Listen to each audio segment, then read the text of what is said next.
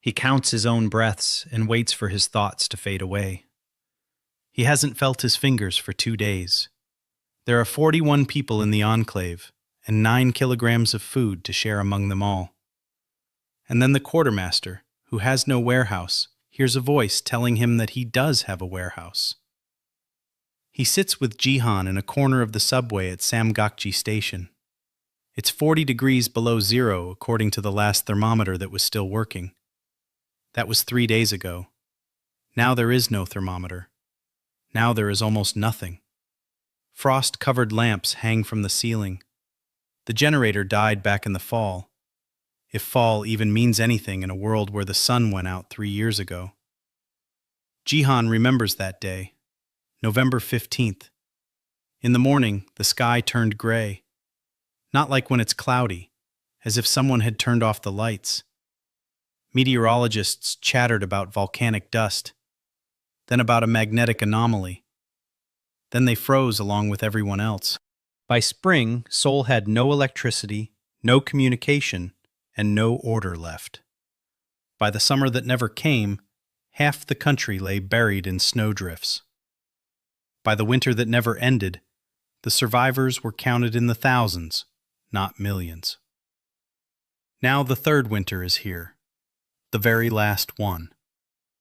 Jihan knows it's the last one because yesterday Sora told him the truth. Sora has been keeping the enclave going single-handedly for a year now. A former police lieutenant with a face that has forgotten what a smile is. She came over last night and said in a steady voice that the grain was gone, that the canned food ran out a week ago and they'd been stretching the grain, that there were about 9 kilograms of some unidentifiable substance left at the bottom of the last sack, and 41 people in the enclave, that she'd distribute it tomorrow. And that was it. Jihan nodded, not because he agreed, because there was nothing else to do. He's a supply manager.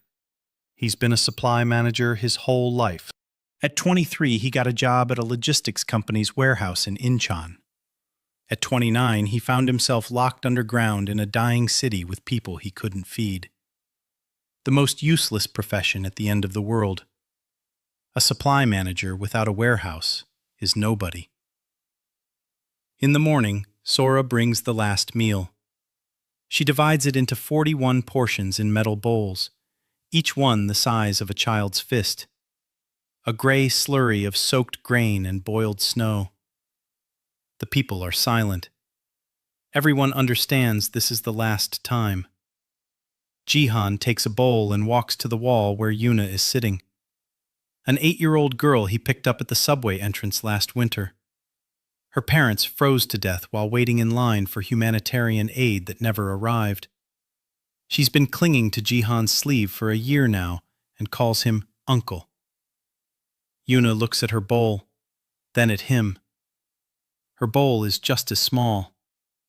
Jihan sits down next to her and places his bowl on her lap. He says his stomach hurts. Yuna looks up at him, and in her eyes is something grown up that children shouldn't have. She doesn't argue. She eats slowly, savoring every spoonful. Jihan stares at the wall and counts the minutes until he no longer cares. He knows how it works.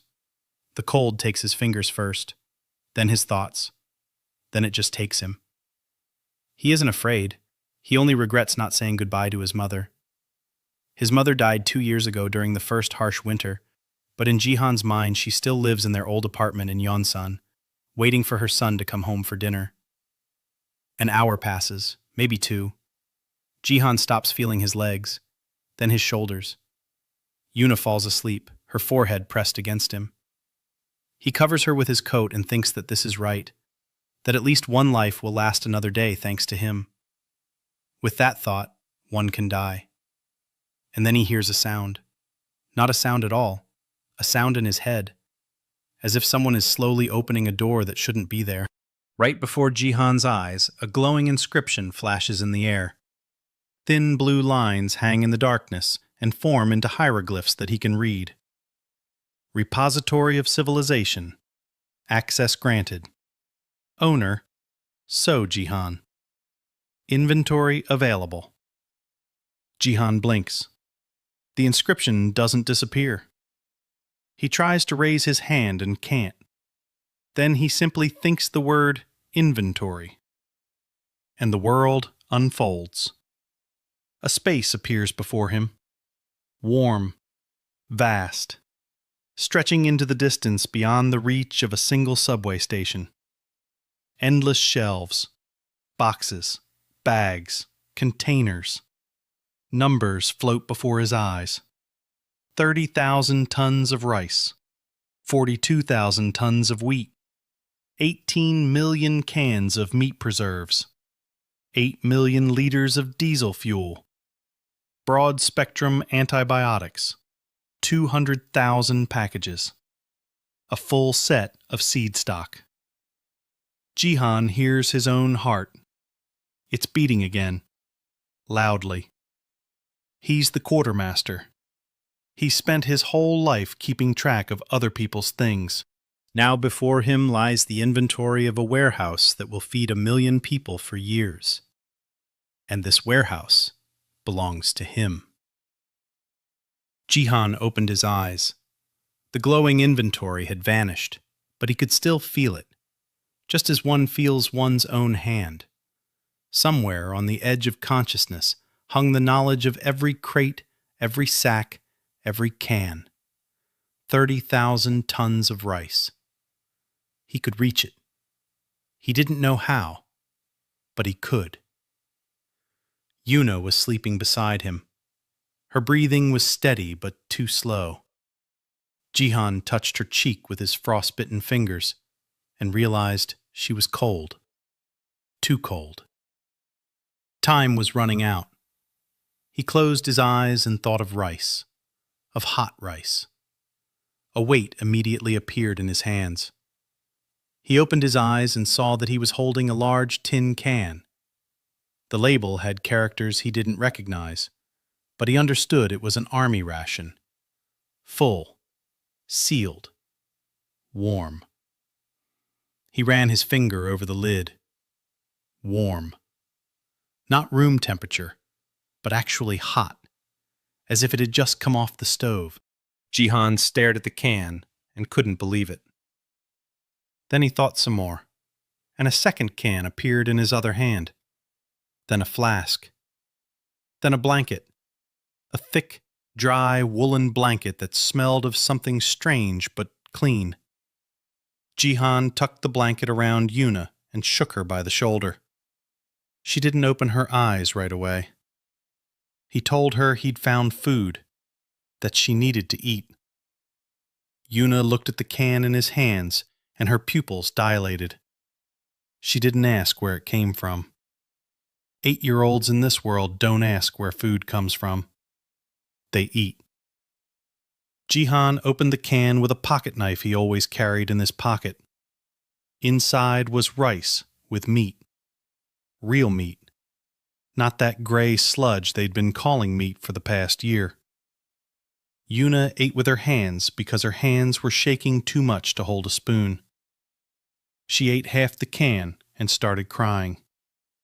Jihan didn't understand why she was crying until she said she'd forgotten that food could taste good. He turned his back to the wall so she wouldn't see his face. Then he thought, if he went out into the common room now with a can of food, it would be the end. Sora would shoot him on the spot for suspicion of hoarding food while others were dying.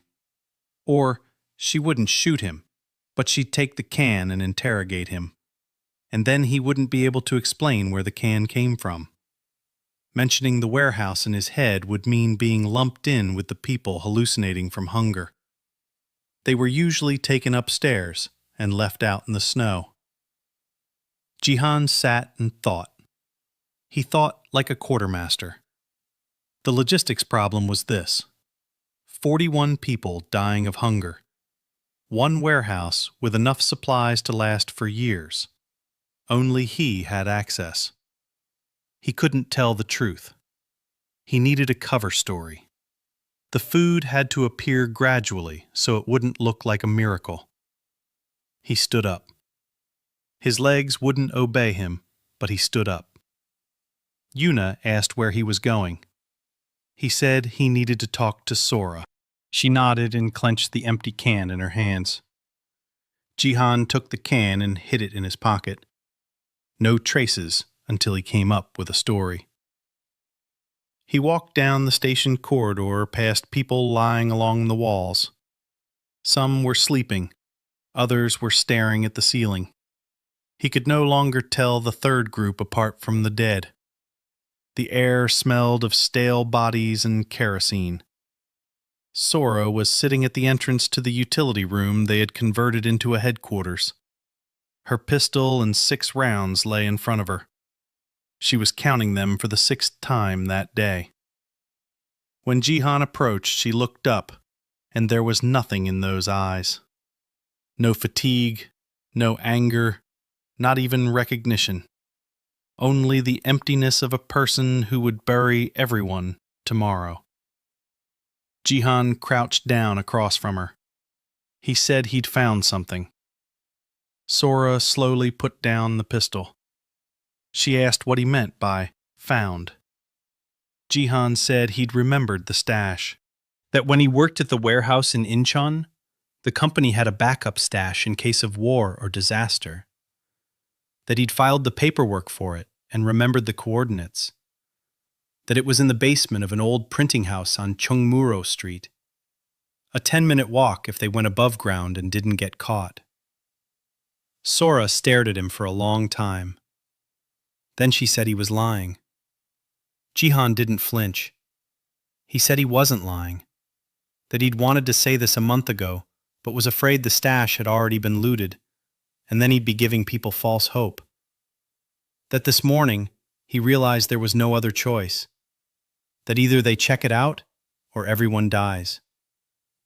Sora was silent. She looked at his coat, at his face, at his empty hands. Then she asked why he was alone. He said because he had the code to the lock. She asked what the code was.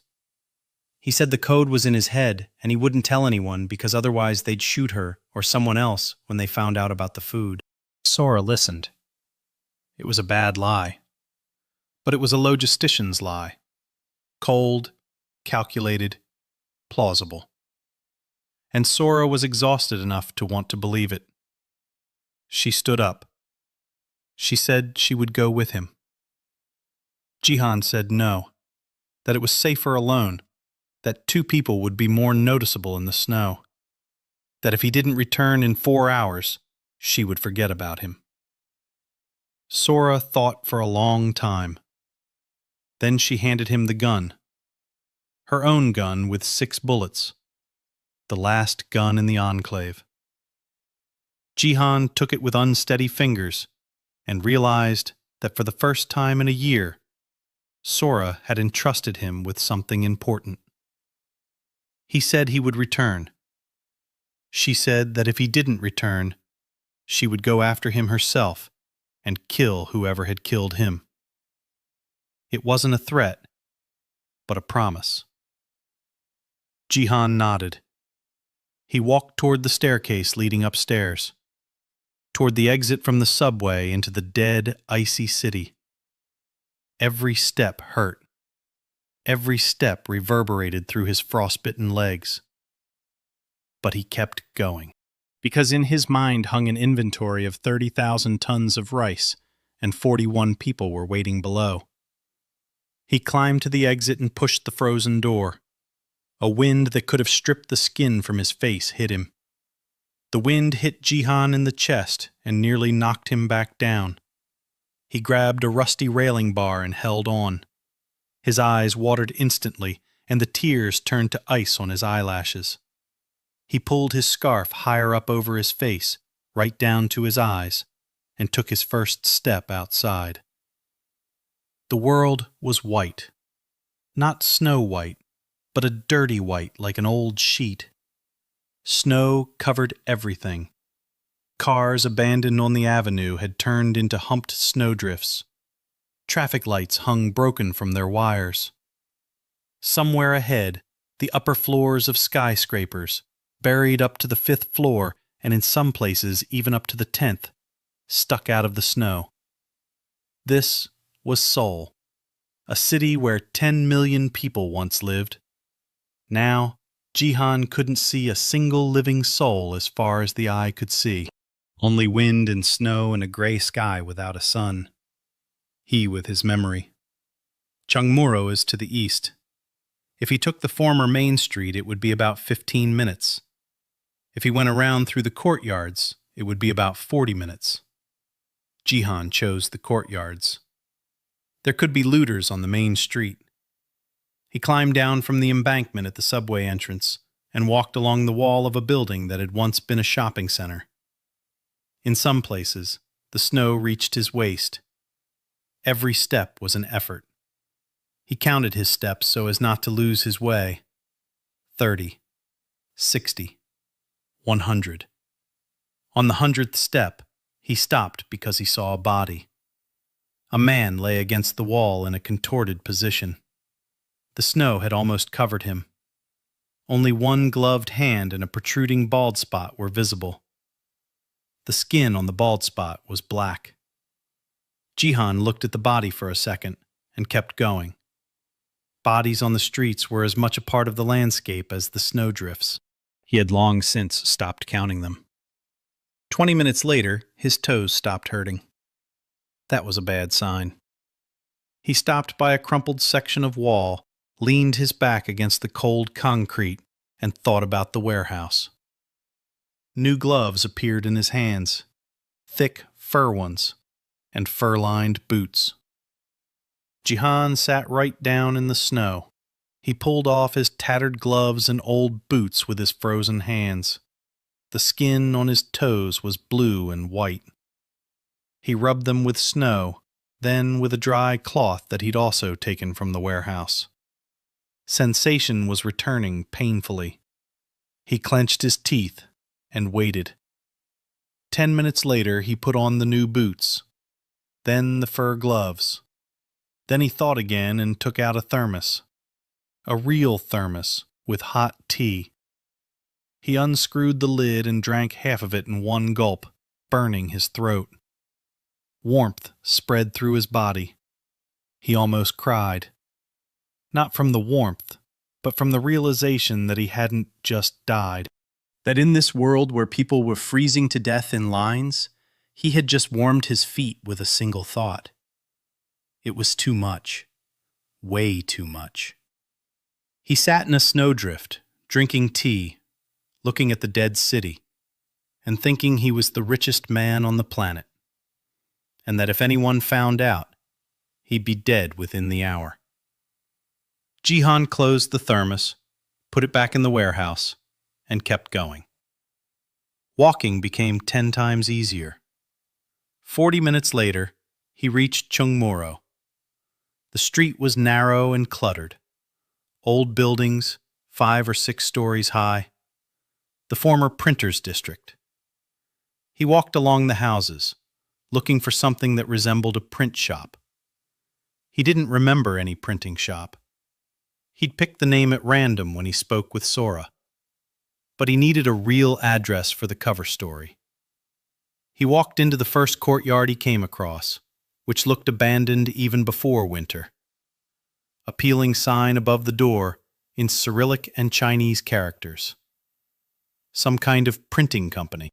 Jihan smiled into his scarf. Sometimes luck comes to those who need it. He pushed the door. The door wouldn't budge. It was frozen shut.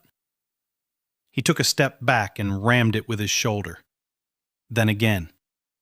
On the third blow, the door cracked and swung open inward. Inside, it was dark, with the smell of damp paper and mold. An old printing shop, looted back in its first year. Empty shelves lay scattered on the floor. The windows were smashed. Jihan walked deeper into what had once been a back room. There he found a staircase leading down to the basement. He descended into the darkness, took a flashlight from the storeroom, and turned it on.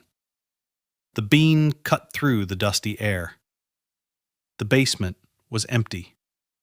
Concrete walls, shelves that had long been bare. Perfect. Jihan set the flashlight on the floor and got to work. He visualized sacks of rice, and they appeared. 6 sacks, 20 kilograms each. Then cans of canned food, 12 boxes, each with 40 cans. Then a small barrel of diesel. Then a sack of salt. Then 2 sacks of grain.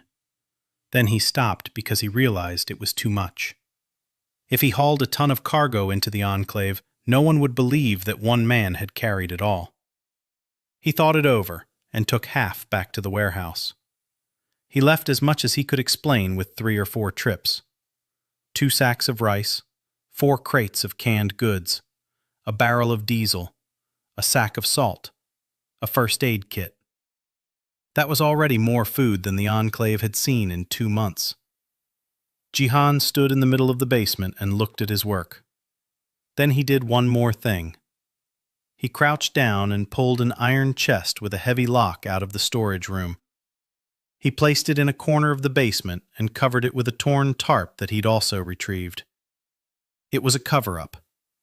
If Sora or anyone else came to check the stash, they should see something that looked like a stash, not a bare basement. He picked up an old chain from the floor and placed it next to the chest. He made a couple more empty ammunition crates and arranged them along the walls. The scene was ready.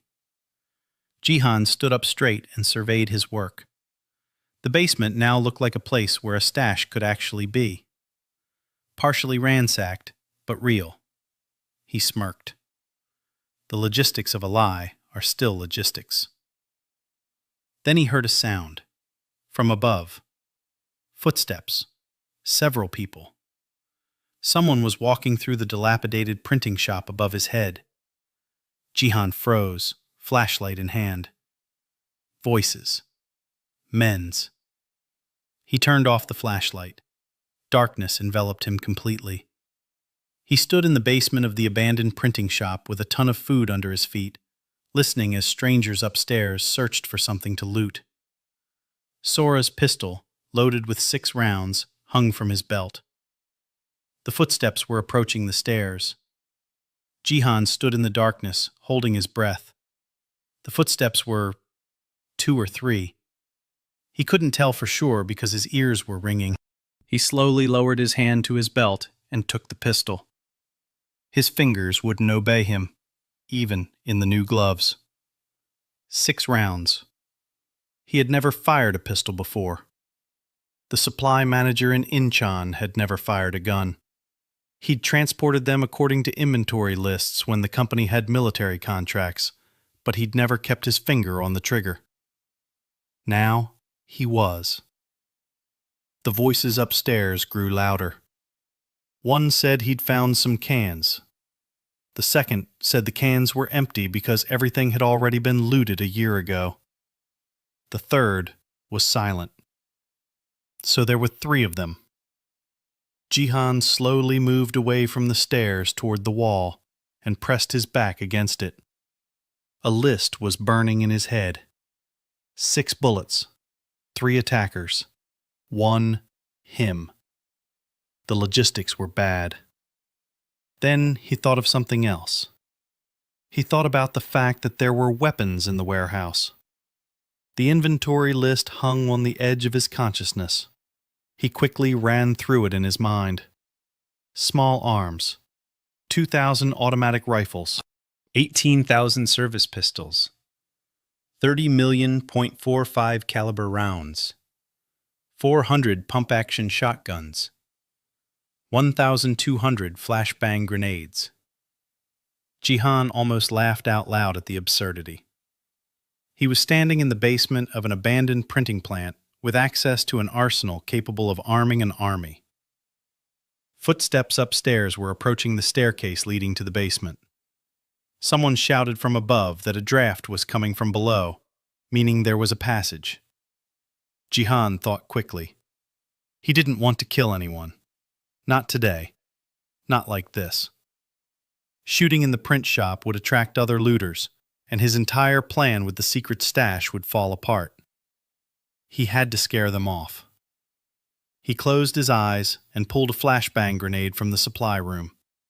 It felt heavy and cold in his hand. He looked at the pin. The pin had instructions in small print that he couldn't make out in the dark. But he understood the general principle. Squeeze the lever, pull the pin, throw. Don't look at the flash. Jihan gripped the lever tightly. Footsteps landed on the top step of the staircase. They creaked. He counted to 3 in his head, pulled the pin, threw the grenade up the stairs. He covered his eyes with his hands and turned away toward the wall. A second later, the basement was flooded with a flash so bright that Jihan could see it through his closed eyelids. And the sound. The sound was like a blow to the head from the inside. He lost his balance and fell to his knees. His ears rang. Shouts rang out from above. Someone had fallen down the stairs. Someone was howling. A third person was yelling that he couldn't see a thing. Jihan staggered to his feet. He turned on his flashlight and shone the beam toward the stairs. On the bottom step, a man in a torn-down jacket, his head wrapped in rags, was crouched. He was clutching his ears and shaking his head. A knife hung from his belt. Jihan kicked his arm. The man fell onto his side. Jihan took the knife from him. People continued to shout from above. Jihan climbed the stairs with a pistol in one hand and a flashlight in the other. On the ground floor of the print shop, 2 more lay on the floor. One sat with his back to the wall, his hands covering his eyes. The other was crawling on all 4s across the floor, not knowing where he was going. Both were young, dirty, skinny. Not the real marauders of the legends. Just survivalists like Jihan, only without the warehouse. He looked at them and thought. He could have shot all 3 of them. 6 bullets for 3 heads would be more than enough. No one would find out. They would have shot him without a second thought if they'd caught him alone in the basement. But he didn't shoot. Instead, he said loudly that they had a choice. That they could leave right now without looking back and forget about this print shop forever. Or he would bury them here under the floor, and no one would ever find them. That's why he lowered his hands from his eyes by the wall. He was looking past Jihan. His vision hadn't returned yet. He asked who was speaking. Jihan said it didn't matter who. What mattered was that he had a gun and bullets, and they had nothing. The one who had been crawling on the floor stopped and also turned his face toward the voice. He said they would leave, that they wouldn't come back, that they had nothing and were just looking for anything at all. Jihan listened.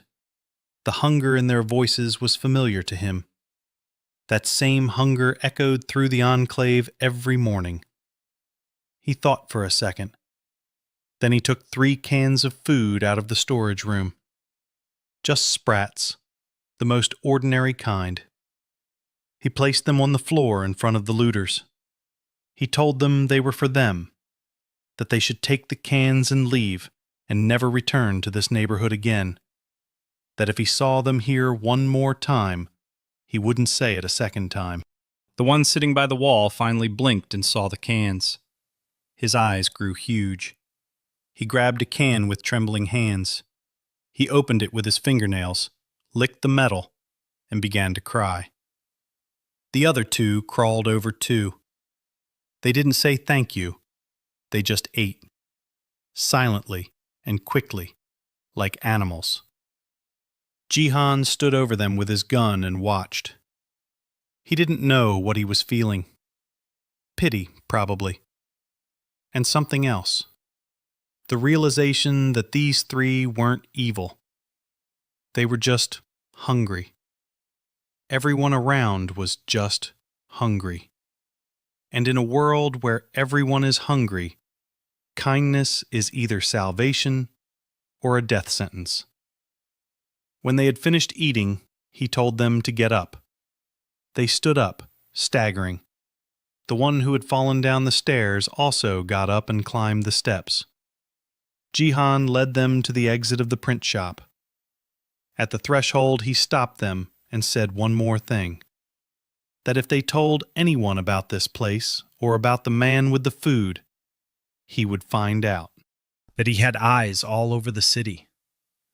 It was a lie, but it worked. All three nodded and walked through the snow toward the south, staggering like drunks. Jihan watched them until they disappeared around the corner of the coffin. Then he returned to the print shop. He went down to the basement. He picked up the grenade pin from the floor and put it in his pocket. No traces. He surveyed his set. The chest was still in place. The sacks of rice lay where he had left them. The boxes hadn't been damaged by the explosion because the grenade had gone up. Jihan exhaled long and heavily. This was the first skirmish. He hadn't killed. He had fed them. That was important. He realized it the moment he watched them eating sprats on the floor. He didn't want to become the kind of person who feeds others for obedience. He wanted to be the kind of person who feeds others just because. Even looters. Especially looters.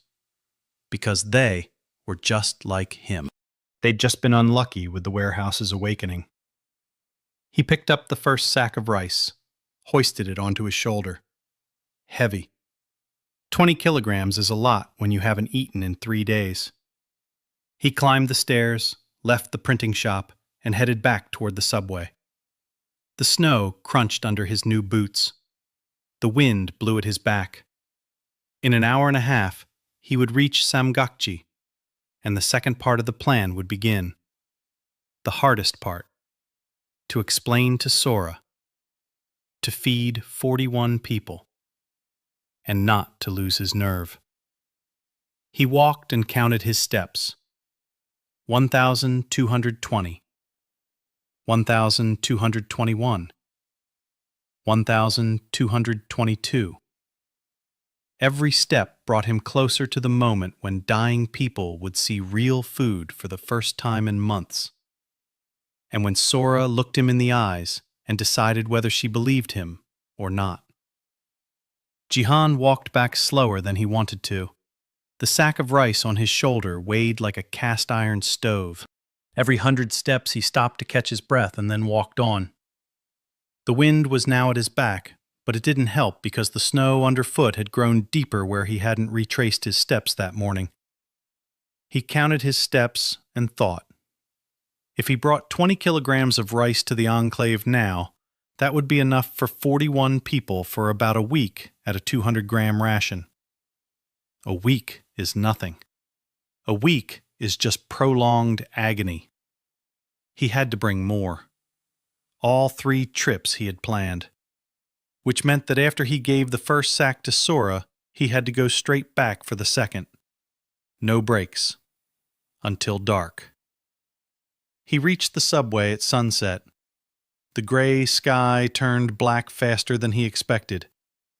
In winter, the day lasted about 5 hours, and today was already coming to an end. Jihan descended the icy staircase to the door that was always kept locked. He knocked with the agreed-upon knock, 3 times, with pauses. The door opened a minute later. Sora stood there with a flashlight in her hand and a rifle on her back. The rifle was an old hunting rifle with 2 rounds. Everyone in the enclave knew that. Sora shone the light in Jihan's face, then on the bag, then back in his face. She didn't say a word.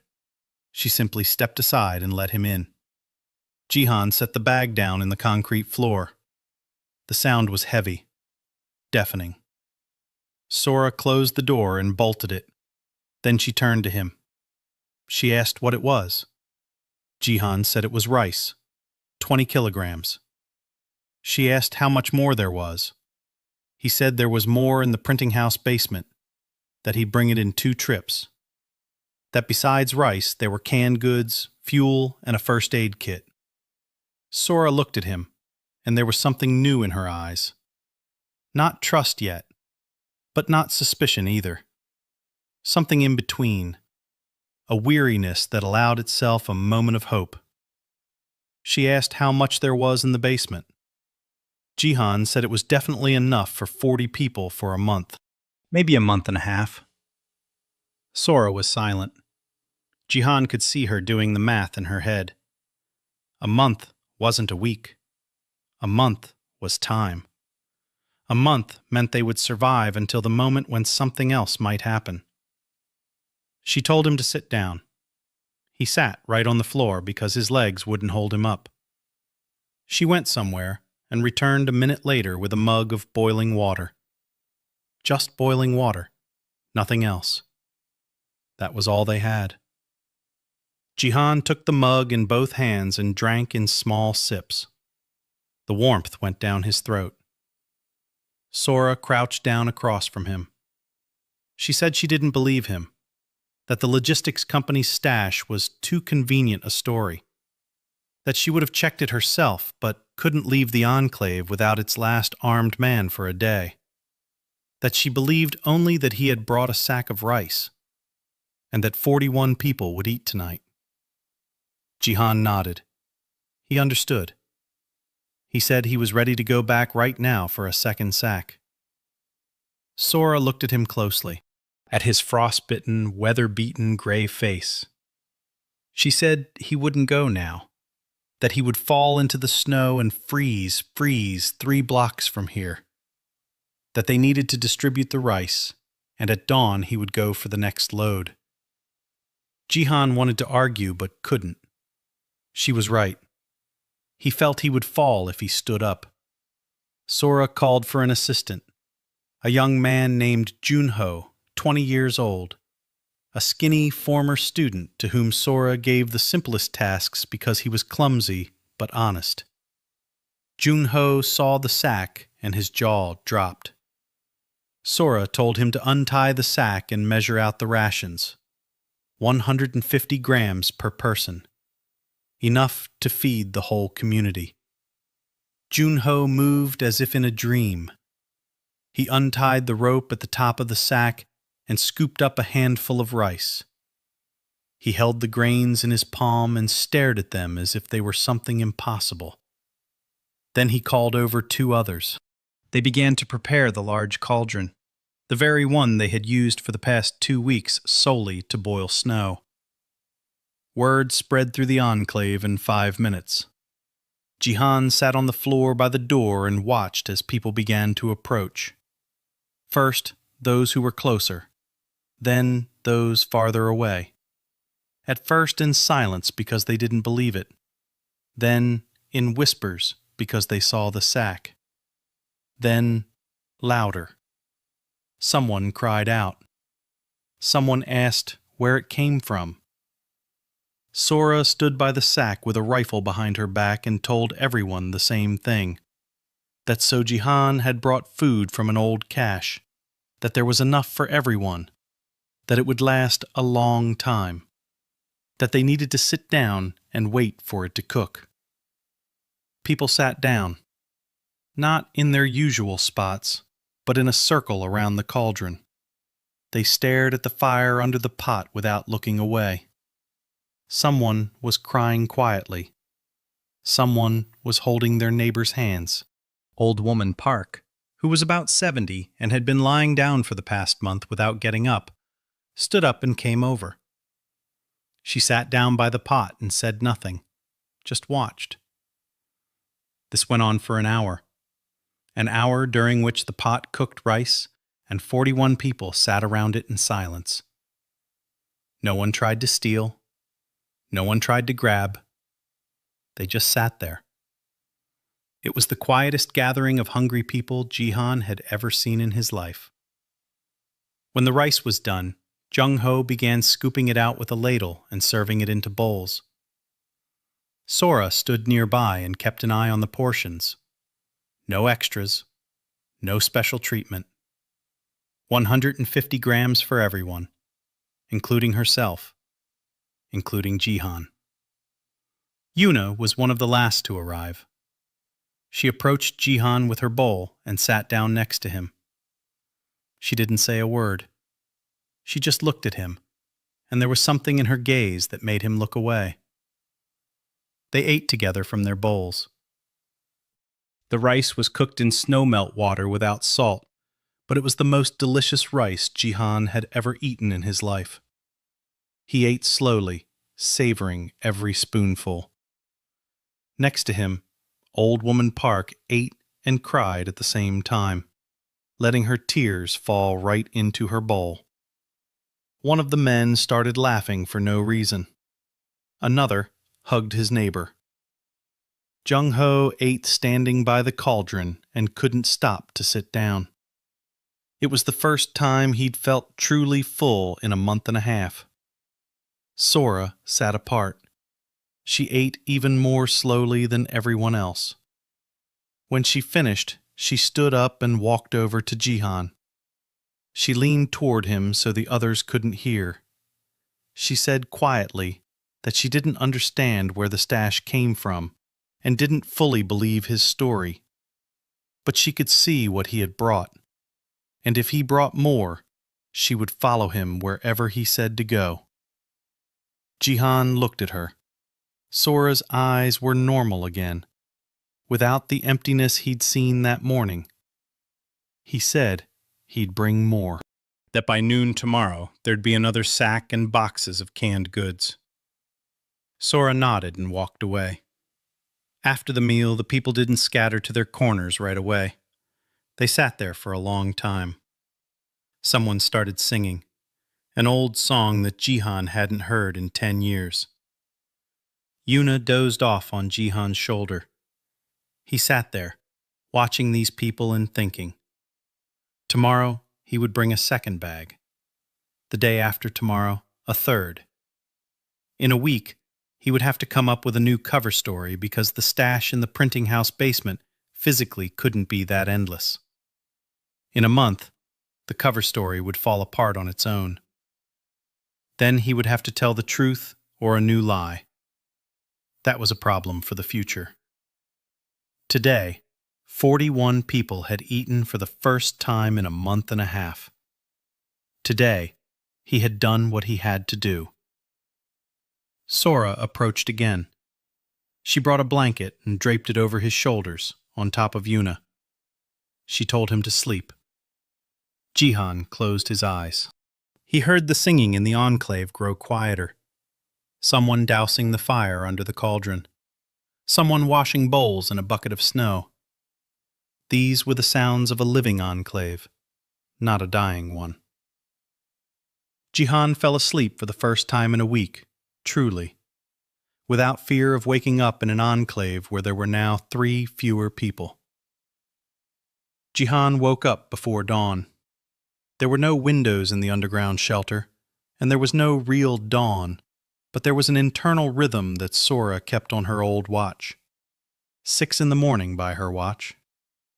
Yuna was sleeping next to him, curled up in a ball, and for the first time in a long time, her cheeks were not gray, but simply pale. Jihan gently laid her on the blanket and stood up. His body ached. His back ached from the sack. His legs ached from the snow. His face stung from the wind. But he could move. Sora was already at the door. She was packing 2 backpacks, old army ones, but sturdy. She said she would go with him. Jihan wanted to object, but she raised her hand. She said that yesterday she had agreed to let him go alone because there was no choice. That today there was a choice. That carrying 3 boxes of canned goods alone was impossible, but together they could carry everything in one trip. And that she wanted to see this stash with her own eyes. Jihan stood there thinking. It was a mistake. If Sora went down to the basement, she would see the chest without a lock, the empty crates, and realize the stash was fake. But if he started arguing, she would realize he was hiding something. Any objection now would look suspicious. He nodded. He said that two people really were faster, that he was glad she was coming. Inside, he was frantically thinking about how to play out the scene in the basement. Sora slung a hunting rifle over her shoulder. Jihan handed her back the pistol with 6 rounds. She refused. She told him to keep it, that she had the rifle and he needed the pistol more in case they got separated. That was new too. Sora never left her weapons with others. They emerged from the subway into the darkness of the early morning. The snow was falling in fine, dense flakes. Visibility was about 20 meters. Jihan led the way because he was the only one who knew the route. Sora followed him silently, keeping her distance. After 20 minutes, Jihan realized that Sora wasn't moving like a normal person. She walked silently. She stayed close to the walls and didn't venture into open areas. She stopped at every intersection and listened. Her police training hadn't faded, even after 3 years of starvation. Jihan felt foolish next to her. He had walked this route twice yesterday and hadn't noticed half of what she had. After 40 minutes, they reached Chungmuro. Sora stopped him at the corner. She said quietly that the entrance to the printing shop was visible from there and that the snow by the door had been disturbed.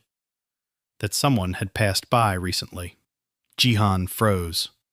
He thought it might be his 3 looters returning. Or others. He told Sora that he'd met 3 men here yesterday, that he'd chased them away, that they might not have all left. Sora nodded. She didn't ask how he'd chased away 3 men all by himself. She simply took the rifle off her shoulder and walked toward the door. Jihan pulled out his pistol and followed her. Sora gestured for him to stand by the door frame. She herself pushed the door open with the barrel. The door creaked. It was quiet inside. Sora went in first. Jihan followed her. The ground floor of the print shop was empty. No signs of looters. No new footprints. The snow that had blown in overnight through the broken windows lay flat. Sora raised her hand and pointed to the floor by the stairs. There was a footprint from a felt boot. One. Fresh. Jihan felt his heart race. Someone had gone down to the basement. Sora raised her rifle and slowly walked toward the stairs. Jihan followed her. They descended silently. It was dark down there. Jihan turned on his flashlight and shone the beam into the basement. A man was sitting in the corner by a chest. Small, hunchbacked, wrapped in rags. When the beam hit his face, he covered his eyes with his hands and didn't move. Sora stepped forward and aimed her rifle. She shouted for him not to move. The person didn't move. He only took his hands away from his face, and Jihan saw that it wasn't a man, but a woman. Young, maybe 30 years old. Her face was swollen from frostbite, her hair tangled under the hood, and she was holding something in her arms. A bundle. Sora moved closer, and so did Jihan. The bundle stirred. Inside was a child. Very small, maybe 6 months old. Its face was blue. It wasn't moving. The woman looked at them and said nothing. She just held the baby tighter. Sora lowered her rifle. She told the woman they wouldn't touch her. She asked how she'd ended up here. The woman didn't answer. She was in shock. Or maybe she just couldn't speak. Jihan crouched down 2 meters away from her. He asked how old the baby was. She whispered that it was 7 months old, that she hadn't eaten in 4 days, that she had no milk, that the baby had stopped crying yesterday. Stopped crying. That meant the baby was dying or had already died. Jihan felt his breath catch. He thought quickly and pulled a thermos from the folds of his jacket. the very one from the warehouse. He unscrewed the lid. Inside was warm chicken broth. He didn't remember how he'd put the order together in his head. He just did it. He handed the thermos to the woman. He told her to drink in small sips and then wet her finger and dab it on the baby's lips. The woman looked at the thermos and didn't understand. Sora, standing behind her, gently placed a hand on her shoulder. She said that Jihan was right, that she needed to drink. The woman took the thermos with both hands and brought it to her lips. She took a sip and coughed. Then another. Then another. Tears streamed down her face, not from emotion, but because her eyes had forgotten what the warmth of liquid felt like. She moistened her finger and ran it over the child's lips. The bundle in her arms twitched. It made a faint movement and let out a quiet, faint sob. Not a cry, just a sound, but a living sound. The woman sobbed heavily, silently. Only her shoulders shook. Sora stood over her and looked at Jihan. Her gaze was strange. She shifted her eyes from the thermos to the bundle with the child, then back to the thermos. Chicken broth isn't cooked in basements. Chicken broth isn't carried in a thermos through the cold when people go to unload a stash. Jihan hadn't had any chicken broth in the enclave yesterday. Sora was silent, but Jihan could see she understood. That something didn't add up. That he'd lied, though she hadn't yet figured out exactly what. He stood up. He told her they needed to bring the woman and the child into the enclave, that they wouldn't survive on their own. Sora nodded slowly. She didn't ask anything. Not yet, anyway. They quickly organized the load. Sora tied some crates together to make a sort of stretcher and laid the woman and the bundle on it. She covered them with a blanket that Jihan had supposedly taken out of a trunk. Sora had seen him take it out. The chest was actually empty. Jihan had quietly taken the blanket from the storage room and pretended to pull it out of the chest. Sora watched. She didn't say anything. They took a second sack of rice, 2 boxes of canned food, and a canister of diesel with them. They couldn't carry any more with the stretcher. Jihan locked the basement with a padlock that was supposedly from the stash as well. They went upstairs. Sora walked in front, holding one end of the stretcher. Jihan followed behind, holding the other. Between them on the stretcher lay a young mother with a dying child. They walked back toward the subway for an hour and a half.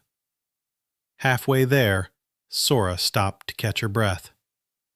They lowered the stretcher.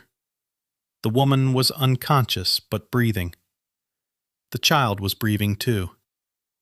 Sora stood with her back to Jihan and looked out at the snow. She spoke quietly, just so he could hear. She said she didn't know what he was hiding, that she wouldn't ask now, but that when they returned to the enclave and saved this mother and this child, he would tell her everything. Otherwise, she wouldn't be able to help him. And she wanted to help him because she could see that he was saving people. Jihan was silent for a long time. Then he said he would tell her. Not everything, but enough. Sora nodded without turning around. They picked up the stretcher again and set off.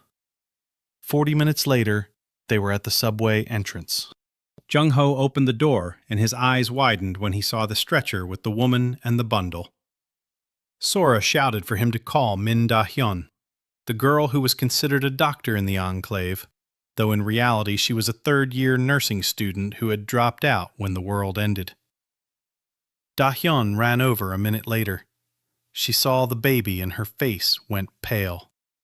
She shouted for the stretcher to be carried to the far corner near her station, to heat up water, to give her every medicine they had. Jihan watched Da-hyun work. She was exhausted, and there was no hope in her movements.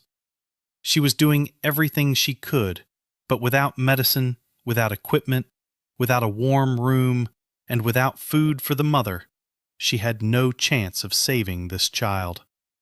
And Jihan knew that in his warehouse there was baby formula, there were antibiotics and IVs and everything else needed, and that Sora was standing nearby, watching, and that the moment when he would have to choose between the legend and the child's life had come sooner than he thought. Jihan stood in the far corner and watched as Da-hyun worked on the child. A 24-year-old girl in a worn-out lab coat, once white but now gray with dirt. She warmed her hands over a bowl of boiling water and then carefully felt the baby's body. The bundle lay on folded blankets right next to the radiator box where the last embers were smoldering. The mother slept nearby, unconscious, after Da-hyun had poured a little more broth from the thermos into her mouth. Da-hyun looked at Jihan and Sora. Her eyes were red. She said the child was dehydrated and emaciated to the point of exhaustion, that he was developing pneumonia. She could hear wheezing in his chest, that without antibiotics and without food, he would die within a day, that she had neither. She said this calmly, like a doctor stating a fact. Sora stood nearby with her arms crossed, looking at Jihan. Silently. She was waiting. Jihan realized that time was up, that any next step was a decision that could not be undone. He could say that nothing would help, and that the child would die, but Sora would still realize he was hiding something, and their trust would be broken for good. He could tell the truth, and then Sora and Da-hyun would find out about the warehouse, and his life would change forever. He looked at the bundle on the floor, at the blue eyelids, at the tiny fist poking out from under the blanket. He thought about Yoon, about how yesterday he'd made the choice to give her his ration, and that choice had set everything in motion. He thought he couldn't make a different choice now. He told Sora and Da-hyun they needed to talk alone, away from the others. Sora nodded. They stepped into a side corridor, away from the sleeping people. Jihan leaned against the wall. The light from the single lamp fell at an angle. He said he didn't have a stash at the print shop. Da-hyun opened her mouth. Sora didn't move. Jihan continued. He said he had a special ability, that 3 days ago, when he gave his ration to Yoon and thought he was dying, something like a pocket opened up in the air. That there was a warehouse inside that pocket. That the warehouse contained food, medicine, clothes, and almost everything they needed. That the warehouse was enormous. That he didn't know where it came from or why it had been given to him specifically. That he was afraid to tell the others about it, because they would kill him the very first night they found out about such a warehouse. Sora listened in silence. Her face was expressionless. Da-hyun looked at Jihan as if he were crazy. She asked quietly, "Is this a joke?" Jihan shook his head. He closed his eyes. He thought about the antibiotic, about ceftriaxone for infants, about the dosage for a 7-month-old baby with pneumonia. He didn't know exactly what was needed, but Sklod knew. The inventory had told him. He opened his eyes and held out his hand. In his palm appeared a small glass vial of powder, an ampule of sterile water, and a disposable syringe in its packaging. Da-hyun gasped. Quietly, covering her mouth with her hand, she stared intently at the vial in Jihan's hand. Sora didn't move. Only her eyes had changed. Jihan placed the vial, syringe, and ampule on a box nearby. He told Da-hyun to take them and do what was necessary. that the child's time was running out. Dahyun grabbed everything with trembling hands and ran to her mother and the child. Sora stayed with Jihan in the hallway. She looked at him for a long time. Then she said slowly that she needed to think, that she didn't understand what she had just seen, that part of her wanted to point a rifle at him right now, and part of her wanted to get down on her knees, that she wouldn't do either until she'd thought it through. Jihan nodded. He said he understood, that he was ready to answer any questions, that he wouldn't go anywhere. Sora turned and went over to where Dahyun was already mixing the antibiotic in a syringe. Jihan was left alone in the hallway. He sat right down on the floor and covered his face with his hands. He wasn't crying. He was just sitting there. Half an hour passed. Maybe an hour. He wasn't counting. Muted sounds drifted from the main room. Dahyun was working. Sora stood nearby, helping. No one approached Jihan. An hour later, Sora came out of the room. She walked over to him and crouched down across from him. She said the baby was breathing, that Dahyun had administered an antibiotic and prepared the infant formula that Jihan had supposedly also retrieved from his stash, now without any questions asked, that the mother had drunk the broth and was eating a little overcooked rice, that they would check for pneumonia tomorrow, but there's a chance. Jihan exhaled. Sora looked at him and continued. She said she believed him, that she didn't understand how or what or why, but she believed. That she had held the enclave for a year and a half, and today, for the first time in all that time, it wasn't her holding it, but someone else. That it felt strange to her. That she wanted to be useful. That she was ready to be his shield and his sword because he had a conscience and she had the skills, and they complemented each other. Jihan listened. For the first time all day, he felt he wasn't alone. He thanked her, simply and quietly. Sora nodded. Then she asked how much food was in the warehouse. Jihan thought for a moment and said he couldn't give an exact figure, but if they fed 1,000 people at a normal rate, it would last for years. If they fed 10,000, it would still last for years. Sora looked at him silently. Then she quietly swore. Very quietly. It was the first curse Jihan had heard from her in all the time they'd known each other. She said that this was either the end of the world or the beginning of a new one, and that they had to decide very quickly how to live with this. She said there were 41 people in the enclave, plus the new mother with her child. 43. That word about the food was already spreading among their own, and in a day it would reach further. That survivors from other places would start flocking to the shelter. That they needed to decide in advance whether they would let newcomers in or not. How many they would let in. How they would let them in. Who they would let in. That they couldn't improvise on this, or else there would be a massacre. Jihan closed his eyes. These were all the questions he himself had been thinking about for the past 2 days, and couldn't put into words. Sora had articulated them in 2 minutes. He realized that she would truly become his right-hand woman. That together, they could do what one person alone could not. He said they needed to start with the rules. That they would write down the principles and follow them. That anyone who comes in and doesn't threaten with a weapon gets a bowl of food and a blanket. That anyone who threatens gets a second chance. 1. That anyone who threatens a second time is expelled without their weapon. Sora nodded. She said it was too lenient, but that she was willing to try. That she would add a rule for her people. That inside the shelter, No one would hoard food in their private corners. That all food would go through a communal account. That breaking this rule meant expulsion. Jihan agreed.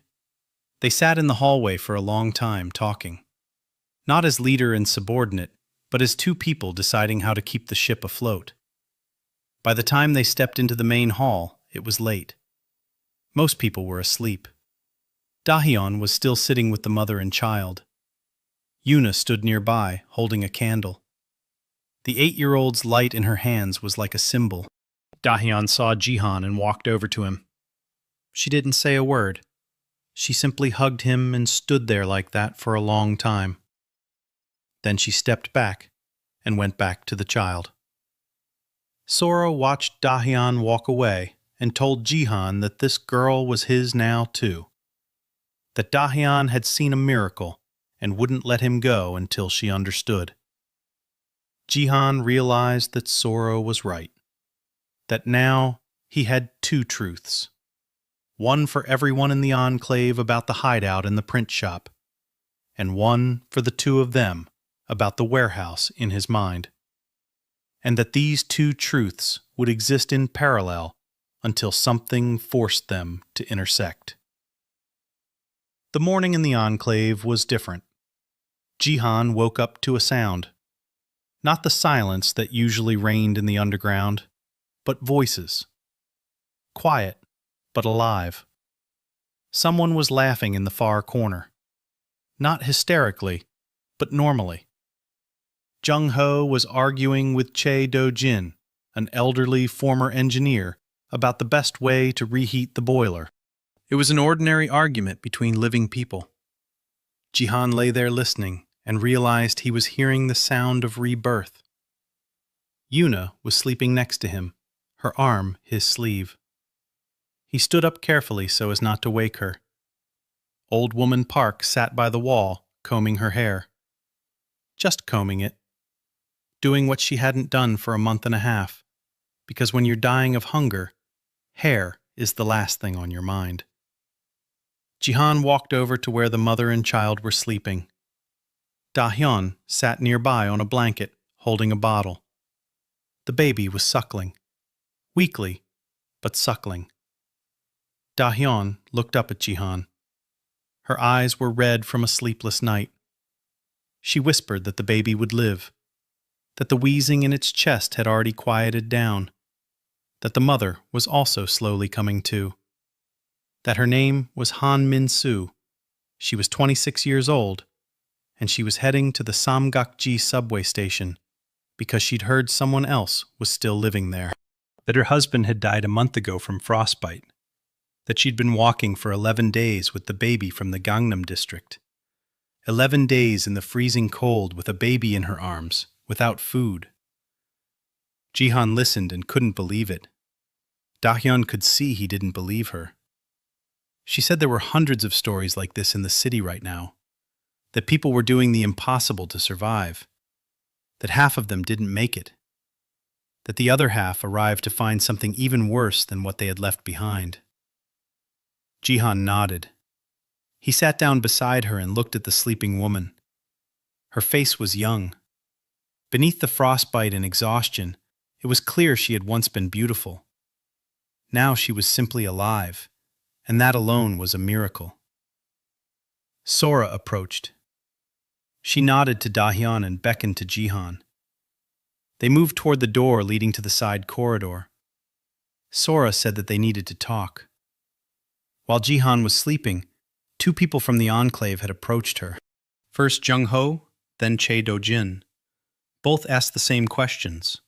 Where was the stash? When was the next run? Had it been looted? They were worried, not because they didn't trust her, but because they wanted to help. Sora said that this was the beginning of the problem, that the more food there is, the more questions there are, that they urgently need to move part of the supplies to the enclave and set up something like a storage room here so people can see the stockpile with their own eyes. Otherwise, rumors about the mysterious printing press will spread, and in a week, strangers will be standing at the door. Jihan thought about it. He said he would do it. That today, He and Sora would go on what appeared to be their lung, but in reality, he would set up a storage area in one of the station's farthest rooms. Right here, underground. To show people that there were supplies and that they were secure. Sora nodded. She said the station had a utility room behind the second tunnel. Large, dry, with a metal door. That she and Junho had cleared it out during their first year, just in case they needed to hide leftovers from looters. It was empty now. The perfect place for a storage room. She said she'd show Jihan the day after tomorrow. Jihan agreed. They returned to the main hall. Jungho had already served the second batch of rice into bowls. Today, salt and canned stew, which they'd brought yesterday, had been added to the rice. The smell was so strong that several people started crying even before they picked up their bowls. Yuna woke up and ran to get her bowl. She tugged at Jihan's sleeve so he'd take one too. They sat against the wall and ate together. Canned meat with rice. Jihan couldn't remember the last time he'd eaten canned meat. Maybe 2 years ago.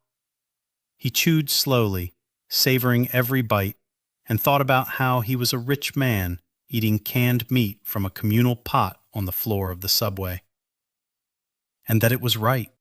After breakfast, Sora led Jihan through the second tunnel. The tunnel was dark and icy. They walked for about 10 minutes until they came to a steel door. Sora opened it with a key that hung around her neck.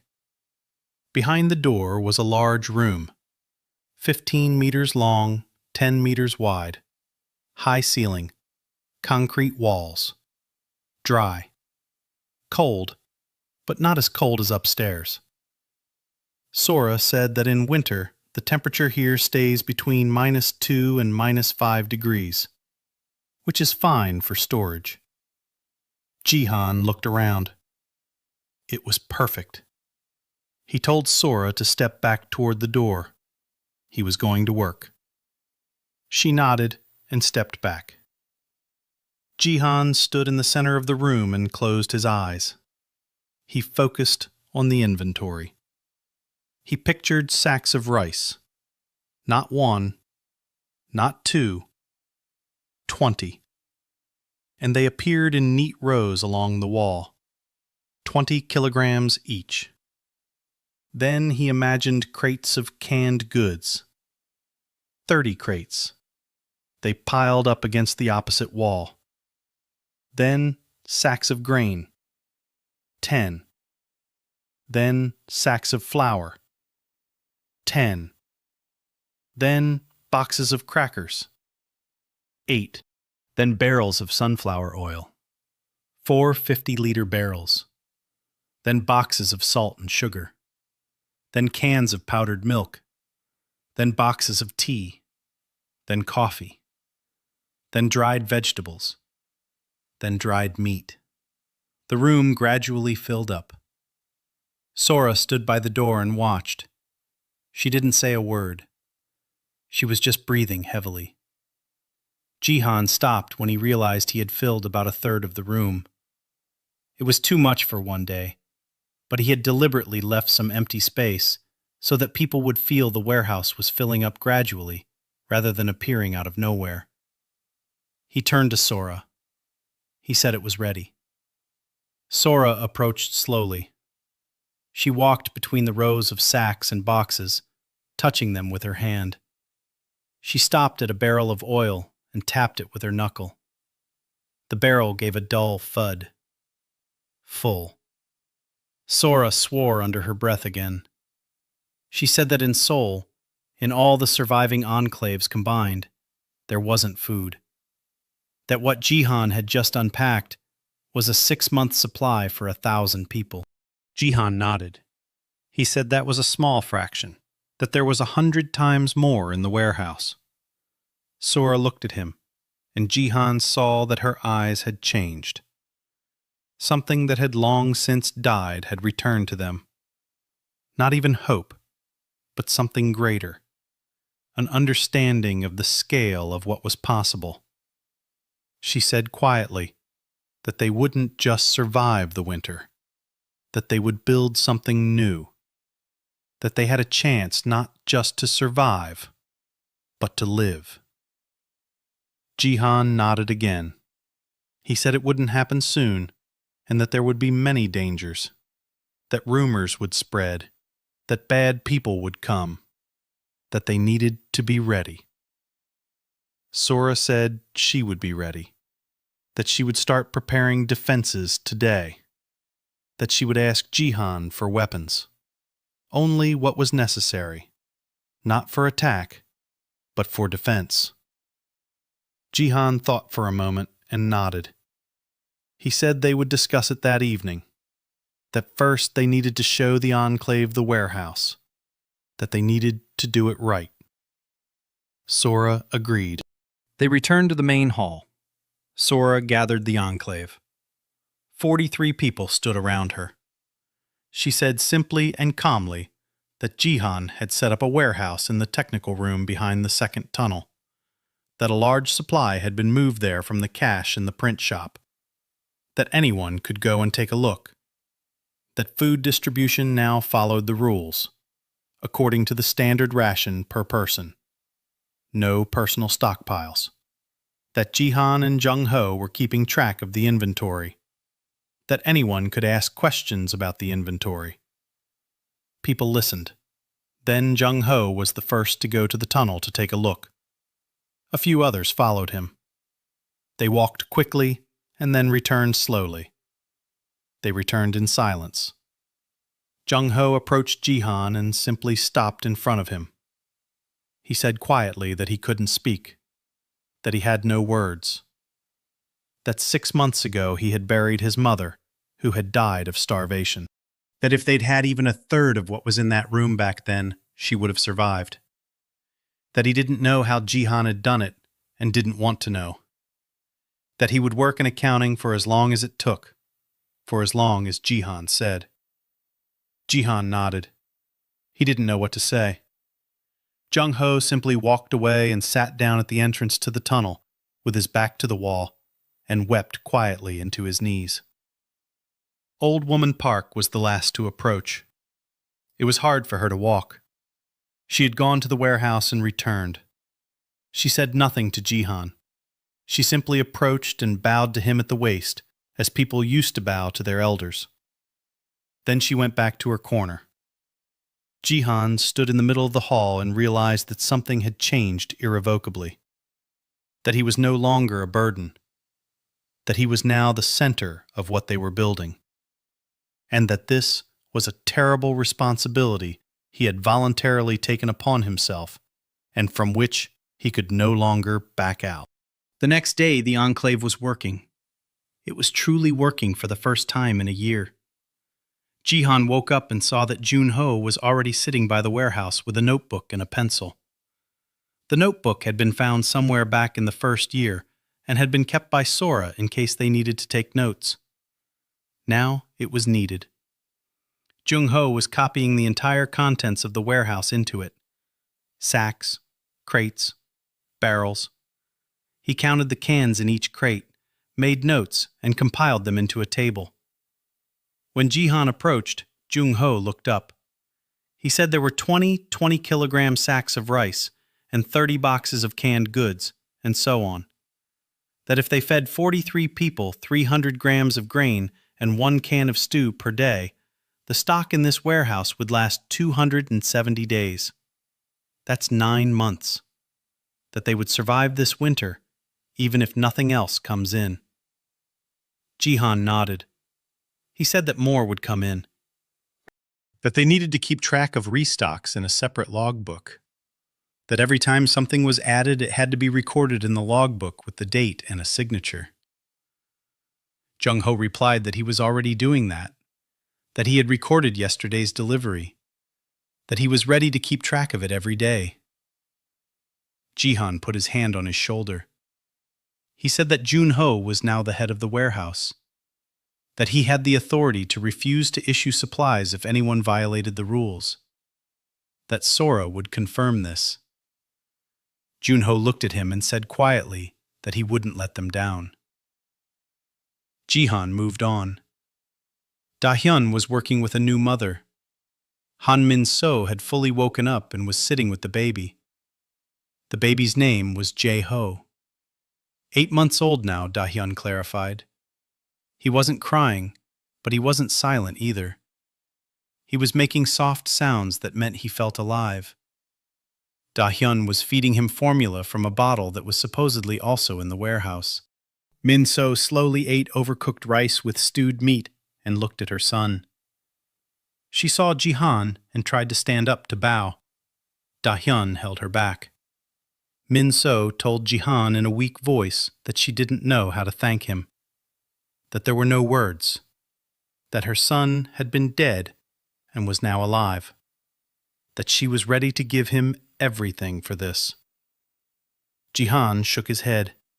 He said she didn't need to give anything, that when she recovered and could walk, she would help the enclave with whatever work she could.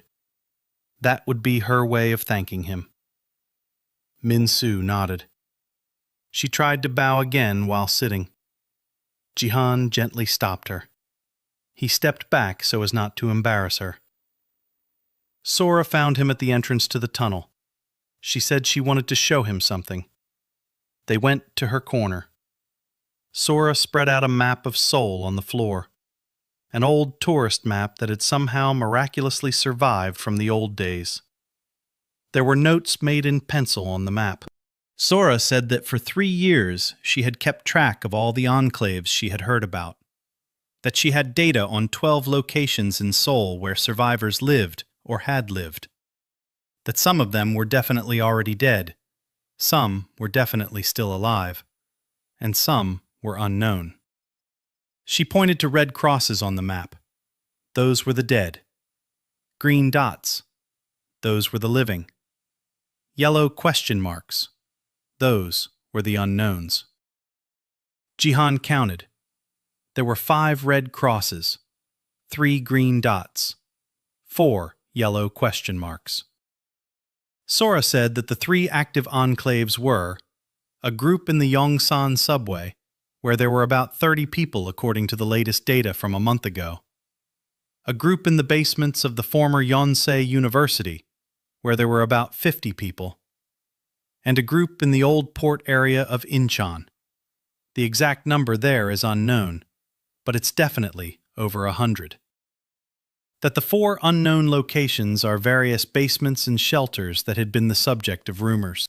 Jihan looked at the map. He asked Sora why she was showing him this. Sora looked him in the eyes.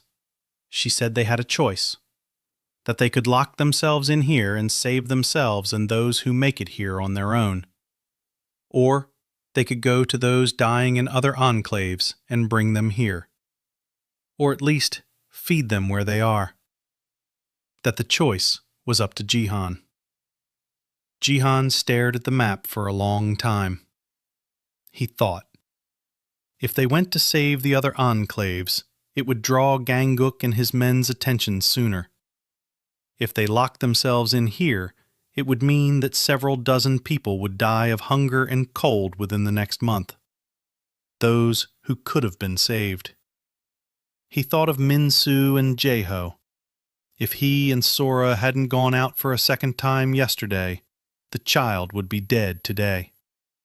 If they hadn't gone to the print shop, the mother would have died in the basement within a day too. How many Min-sos and Jae-hos are freezing in Seoul's basements right now? He told Sora that they would go. That they would start with the Yongsan subway station because it was the closest. That they'd take enough food for 30 people for a month. That they'd offer to move them here. That they wouldn't force them. That if they refused, they'd leave them some of the food and leave. Sora nodded. She said that was right. She asked when they were leaving. Jihan thought for a moment. He said in 2 days. That in those 2 days, they needed to prepare an additional storage area in the enclave, reinforce the door, and train Jung-ho to handle distribution on his own. And that the 2 of them, he and Sora, would go. Without anyone else. That they didn't need to bring anyone from the enclave with them yet. Sora agreed. She asked about weapons. Jihan hesitated. Then he said he would give her 2 things, nothing more for now.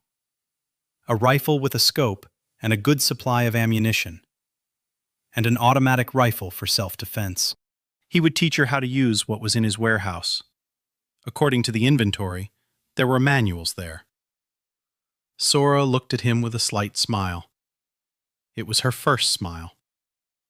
She said that she knew how to handle a rifle better than Jihan, that she had 10 years in the police and 2 years in the riot police, that Jihan only needed to teach her the specifics of this particular model. Jihan felt himself blushing. He'd forgotten who he was talking to. He said that was fine, that they'd both work on the weapons that evening. Sora nodded. They rolled up the map. The day passed in work. Jihan added more bags to the warehouse. Warm clothes, blankets, sleeping bags. Not too many, so as not to arouse suspicion with a sudden surge. Junho recorded every arrival. By evening, stacks of warm clothes and blankets lay in the utility room. Da-hyun asked for medicine. Jihan brought her a small box of basic supplies: antibiotics, fever reducers, painkillers, antiseptics, bandages. She opened the box and cried silently. Jihan stood nearby, not knowing what to do. Then she wiped her eyes and said she could work now. That for the first time in 3 years, she had real medicine. That she would check everyone in the enclave and treat what hadn't been treated for years. Yuna followed Jihan around all day. She helped Jung-ho count the cans. She carried blankets from the warehouse to the main hall for those who couldn't stand up. She fed the old woman Park with a spoon because Park didn't know the strength to get up. By evening, Yuna was exhausted and fell asleep right on a stack of blankets by the warehouse. Jihan carried her to their corner. She was almost weightless. Before going to sleep, Sora approached him. She was holding the rifle he had given her, some kind of modern one with an optical sight. She said she'd figured out how to use it, that she was ready to go the day after tomorrow, that she wanted to tell him one more thing. Jihan listened. Sora said that yesterday and today, for the first time in 3 years, she'd slept peacefully. That before, she'd wake up every night at the thought that in the morning she'd have to bury someone else. That today, she hadn't woken up even once. That she didn't know what had happened to her over the past 2 days. That she just wanted to tell him that. Jihan nodded. He didn't know what to say. Sora walked away. Jihan lay down next to Yuna. He stared at the subway ceiling and thought about how the day after tomorrow he and Sora would go to Yongsan. That they would find either the living or the dead there. That in any case, something would begin. Something big and inevitable. And that there was no turning back. 2 days passed faster than Jihan had expected. The enclave had turned into a small, functioning unit. Jung-ho managed the warehouse and the records. Da-hyun examined everyone and made a list of those who needed treatment first. Old Lady Park received vitamins and a warm blanket and began walking on her own. The 2 men who had been bedridden with pneumonia for 2 weeks received antibiotics and began to recover. Min-soo got up on the 3rd day and asked for work. Da-hyun had her help with cleaning and boiling water. Chae-ho's baby lay in a box lined with blankets next to his mother and drank formula at the times set by Da-hyun. Yuna was now Jung-ho's official assistant at the warehouse.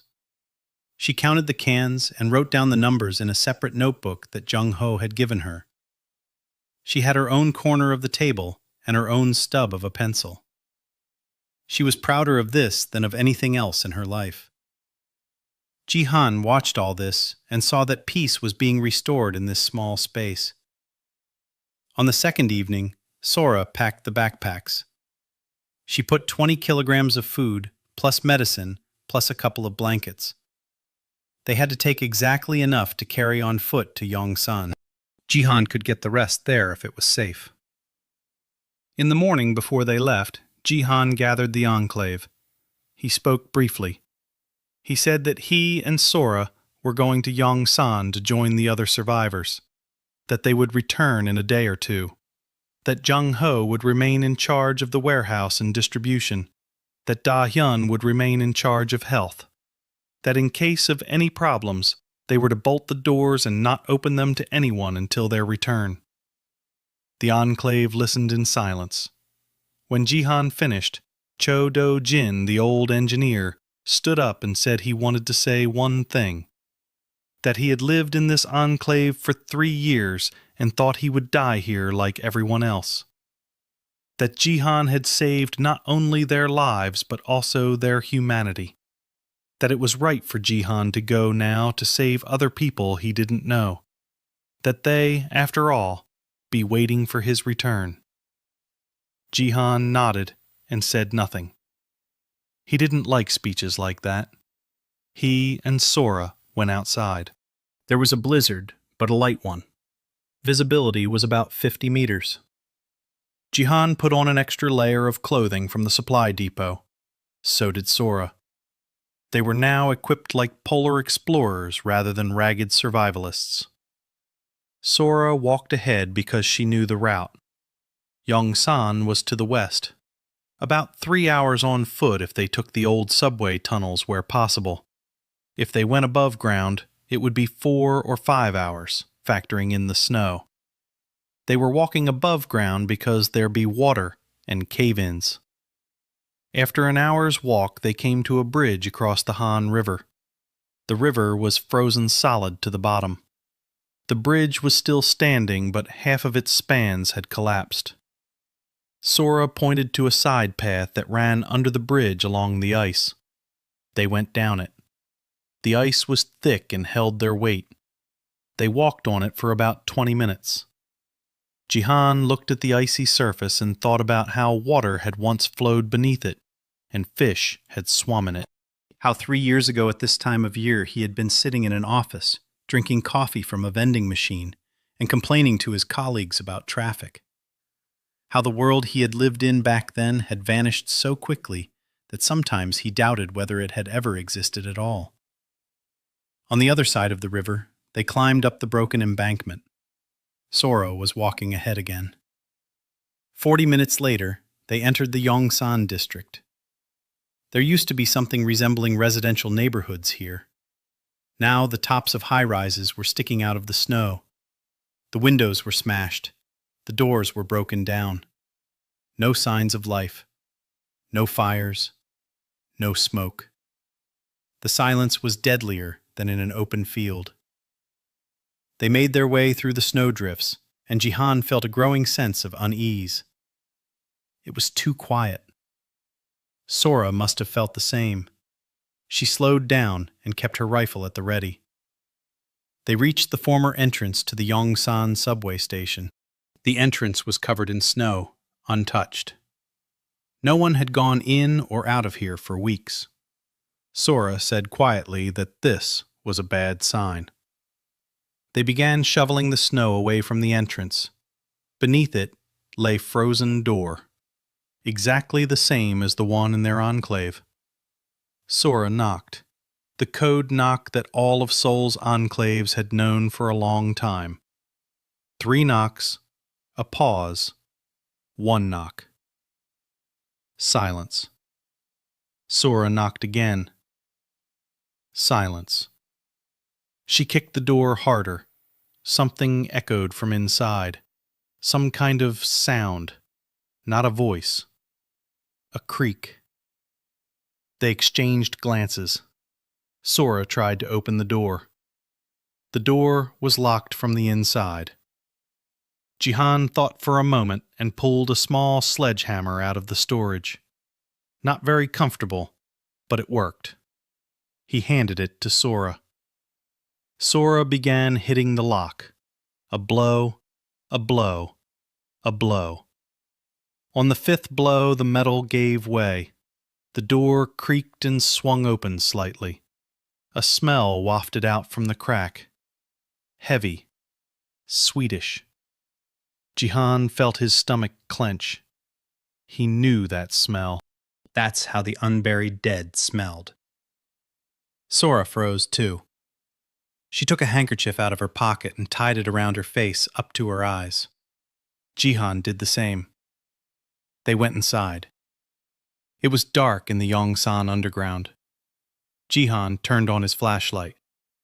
The beam swept down the corridor and illuminated the first body. An old man lay against the wall, curled up in a fetal position. Frozen. Sora walked past without stopping. They descended into the station's main hall. The hall resembled their own. Boxes arranged to serve as furniture. A fire pit in the center had long since gone cold. Blankets were rolled up in the corners. And bodies. Jihan didn't bother counting them. There were many. Maybe 20. Maybe more. They lay in various positions. Some by the fire, some on the blankets, some by the walls. All dead. All recently dead. Maybe a week ago. Maybe 2. The cold had prevented the bodies from decomposing much, but the smell was there all the same. Sora walked across the room to the far wall. Jihan followed her. She crouched down next to one of the bodies. It was a woman in her 40s. She was holding something in her hands. Sora gently pried open her frozen fingers. It was a note, written in pencil on a piece of cardboard. Sora shone her flashlight on it. The note was short. They held out until the end of January. Food ran out on the 20th. Firewood ran out on the 25th. After that, they began to die. Those of you who are still alive, please forgive us. We couldn't make it. The signature was illegible. Sora stared at the note for a long time. Then she placed it back in the dead woman's hands. She stood up and turned to Jihan. Her face was stony. She said quietly that they were 2 weeks too late. That this group of 30 people was dying at the very moment they were dying in their enclave as well. That if Jihan's depot had opened a month earlier, these people would still be alive. Jihan felt his legs give way. He sat down right on the floor, away from the bodies. He said he didn't know what to say. Sora walked over to him. She said they would do what they had to do, that they would bury them as best they could, and they would move on. To the next enclave, and the next. And they would keep going until they found survivors. That Yongsan was the closest, but not the only one. Jihan nodded. They worked for 2 hours. They couldn't give them a proper burial. It was impossible in the frozen ground. But they carried all the bodies into a single utility room and locked it. They blocked the door with debris. Sora took a marker out of her pocket and wrote the date on the door, along with a note stating that 31 people from the Yongsan enclave who had died in January and February were buried there, so that whoever came here someday would know. When they finished, the sun was no longer visible, but it was clear that daylight was fading. Sora said they needed to head to Yonsei University now. It was even further, but they had to get there before dark. Jihan agreed. They left the deserted subway station and bolted the door from the outside. They walked on through the snow, in silence. Jihan thought about how the world was ending right now, in dozens of basements across Seoul. That he was running late to every one of them. That they needed to walk faster. They walked in silence for over an hour. The blizzard intensified, and they had to pull their hoods right over their eyes. Sora walked ahead. Jihan watched her back and thought about what he had seen in Yongsan. 31 people. 31. If they had left a week earlier, maybe someone else would still be alive. The thought gnawed at him, and he couldn't shake it. He told himself he would pick up the pace in Yongse, that he wouldn't waste any time. 2 hours after leaving Yongsan, they saw the first smoke. A thin wisp rose above the roof of the building ahead. Sora stopped and raised her hand. They crouched behind a piece of broken wall. Sora took a small pair of binoculars out of her pocket, the ones Jihan had given her that morning. She looked through them for a long time. Then she handed the binoculars to Jihan. Jihan looked. The smoke was coming from the ventilation shaft of a 3-story building. The snow at the building's entrance had been trampled down. Footprints were visible. Human. Fresh. Sora whispered that this wasn't Yonsa. Yonsa was further away. That this was some other group. Maybe survivors from Yonsa had made their way here. Maybe others. That they needed to approach cautiously. They crept closer, using the walls and snowdrifts as cover. At a distance of 50 meters, Sora looked through the binoculars again. She handed them to Jihan and whispered for him to look at the roof. Jihan raised the binoculars. On the roof, behind the parapet, sat a man with a rifle. A sentry. He was looking in the opposite direction. Sora whispered that it was an armed group. That ordinary survivors don't have sentries on rooftops. That these were either soldiers or looters. That they needed to retreat and head toward Yonsei. Jihan nodded. They began crawling backward. About 20 meters in, Jihan's foot caught on a piece of metal debris, and it clanged hollowly. The sound wasn't loud, but in the dead silence of the city, it echoed like a gunshot. The sentry on the roof turned around. Jihan froze. Sora next to him did too. They lay in the snow behind the ruins and didn't move. The sentry stared in their direction for a few seconds. Then he shouted something. A second man came up to him from below. They spoke to each other. The sentry pointed toward Jihan and Sora. Sora whispered a single word. "Let's go." They began crawling away faster. A shot rang out on the street near them. The bullet struck the wall half a meter from Jihan. He felt shrapnel flying off the wall. Sora shouted for him to get up and run after her. They jumped up and ran through the snow drifts. The snow was deep, and every step felt like a blow to the lungs. Voices rang out behind them. Several people. They were coming out of the building. Sora turned the corner and dragged Jihan into an alley. He ran after her without looking back. They zigzagged between the buildings. Sora knew the area better. After 10 minutes of zigzagging, they ran into the doorway of a former store and lay down on the floor behind the counter. Their breathing was ragged and hot. Sora whispered for him to listen. They listened. Footsteps outside on the street. Several people. They were talking to each other, speaking Korean but with a northern accent. Jihan caught the word order. They heard their pursuers pass by the store without stopping. The footsteps receded. Sora and Jihan lay there for another 10 minutes before moving. Then Sora sat.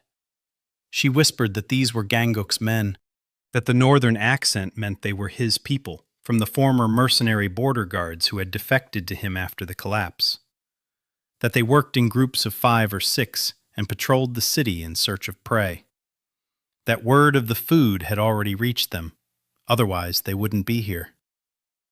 Jihan felt a chill inside him deeper than the blizzard.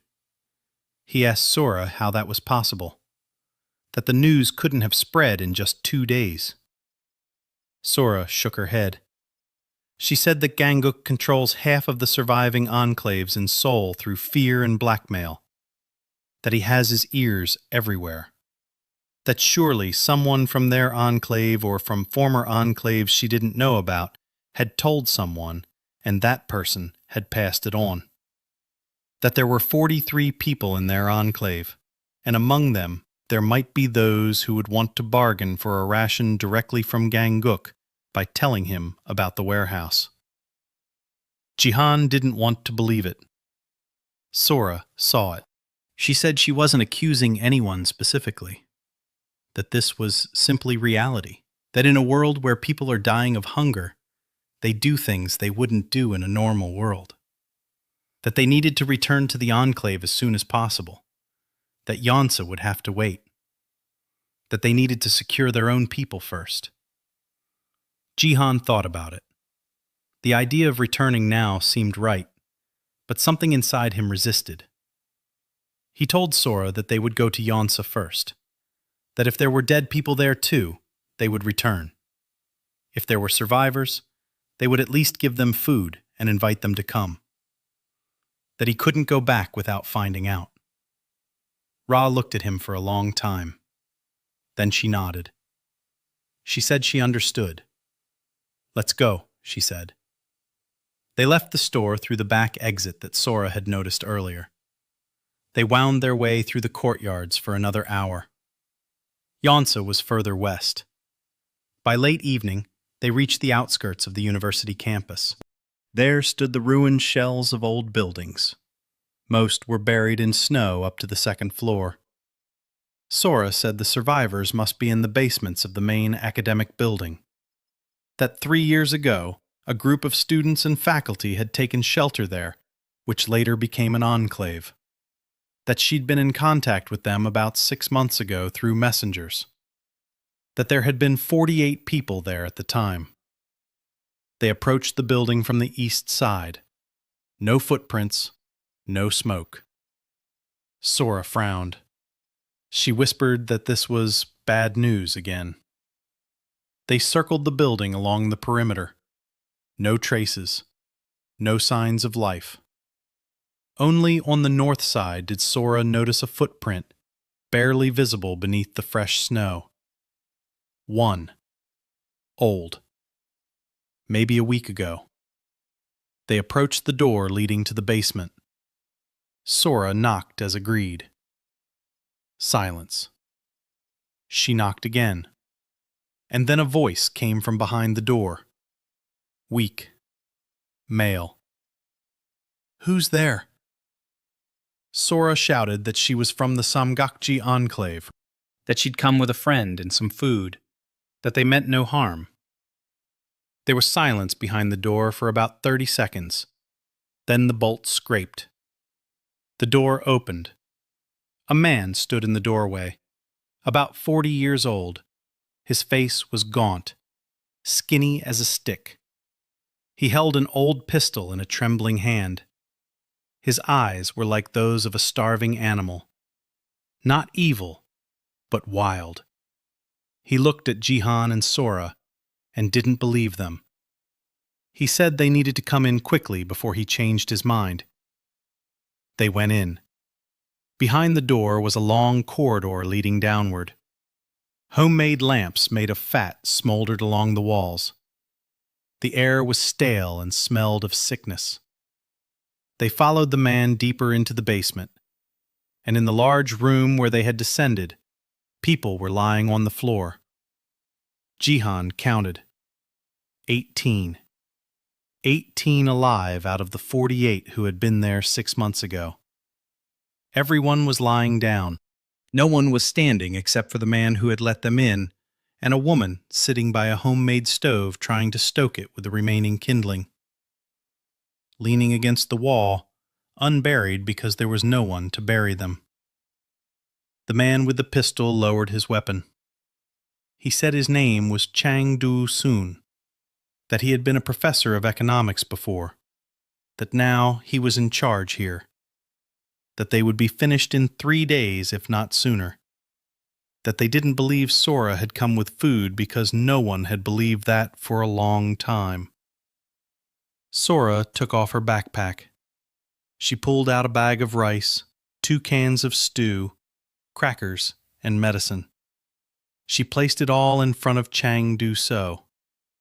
Du-so stared at the food and didn't move. Then he looked up at Sora, tears streamed silently down his face. He said he didn't understand, that he hadn't seen this much food at once in 3 years. Jihan stood nearby and knew he had to make a decision right now. He could get more from the warehouse. If he showed this to Dusan and his men, they would see it and rumors would spread faster. But if he didn't show it, these 18 people would eat what was in the backpack in a day and start dying again. He walked over to Dusan and sat down next to him. He said they had more, much more. That he could bring more right here, right now. That he was asking Dusan not to tell anyone where it came from. Dusan looked at him and didn't understand. Jihan asked Dusan to turn away. Dusan turned away. Jihan stood up and took 2 more sacks of rice, a box of canned goods, a box of crackers, a can of oil, a bag of vitamins, and a first aid kit from the storeroom. He placed it all next to the first batch. Then he told Dusan he could look. Dusan turned around. He looked at the mountain of food, then at Jihan. He stood up and fell to his knees, not ceremoniously, but literally because his legs gave out. He sat on the floor, staring at the food, and whispered that God exists. That God exists. Jihan walked over and lifted him by the shoulders. He said that he wasn't God, that he was just a man who could help, that he needed Dusan to gather his people and have them come to Samgakji in 2 days, where they would have warmth and food constantly. Dusan nodded. He was crying and nodding and couldn't stop. Sora stood to the side and watched it all. Her face was inscrutable, but Jihan could see that she was crying too. Just her tears fell silently, her face unmoving. The return trip was harder. Not physically, but because thoughts were swirling in Jihan's head that kept him from walking steadily. The people of Gangguk were already looking for them. The rumor had spread from within the enclave itself. Someone from their own group had spilled the beans. Sora walked in silence. She was thinking too. This time, they chose the return route through the tunnels.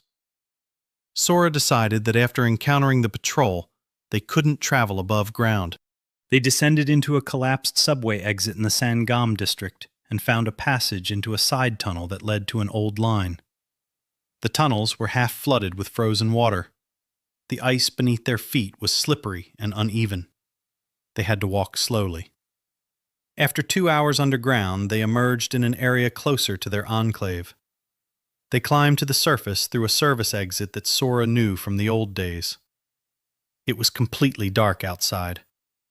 The blizzard had stopped, but the frost had intensified.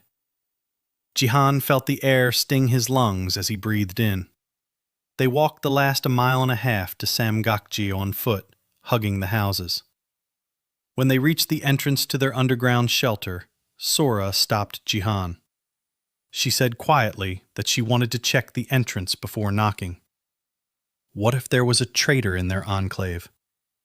Gangguk might have already sent his men inside. They crept up to the door. The snow by the door was packed down, no more than usual. No extra footprints that might indicate visitors. Sora listened. Muffled voices came from inside. Calm. No panic. She nodded and knocked as agreed. Jung-ho's voice came from behind the door. He asked who it was.